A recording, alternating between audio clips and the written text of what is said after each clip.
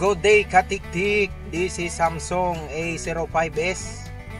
I'm asking for Google account or FRP, so we're gonna bypass this Samsung, and I will show you how to bypass about Samsung A05s. So first is we gonna turn off this phone, long press power switch and then tap power off like that.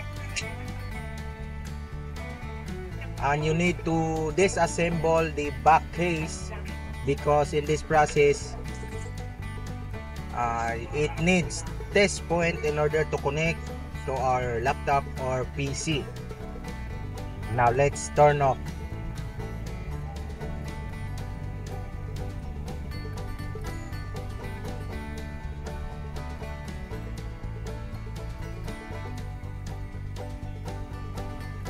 Oh, maybe the touchscreen is ghost touch, misfunctioning, not functioning well, new LCD. So after turn off, just disconnect the battery to the terminal, and the test point is this. Just short the 2 points, side short. Use tweezers only. Now battery is disconnected to the terminal, and open your camera tool, then test point using tweezer. When the tool is connected, just connect the battery to the terminal. As you can see, reconnecting battery. So just remove battery and connect again, then click continue.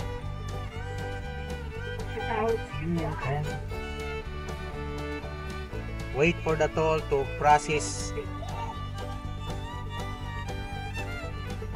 Now after that, go to FRP or remove FRP remove or remove FRP. Just click, and now delete FRP protection, clearing FRP lock, finish. So the phone is automatically open. Now we will wait to set up, just like that. Very easy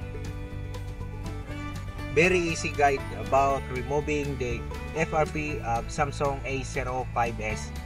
So if this video will help you, don't forget to like and subscribe my channel, and don't forget to leave comment below.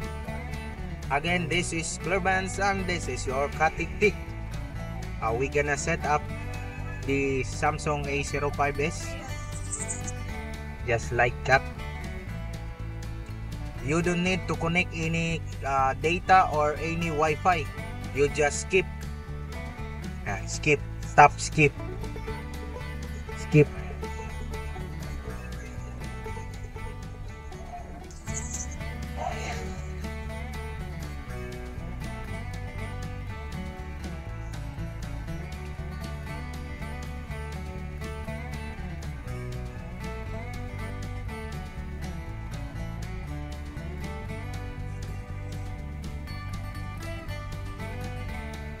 Yeah, that's it. Already finished. Thank you for watching, Katiktik.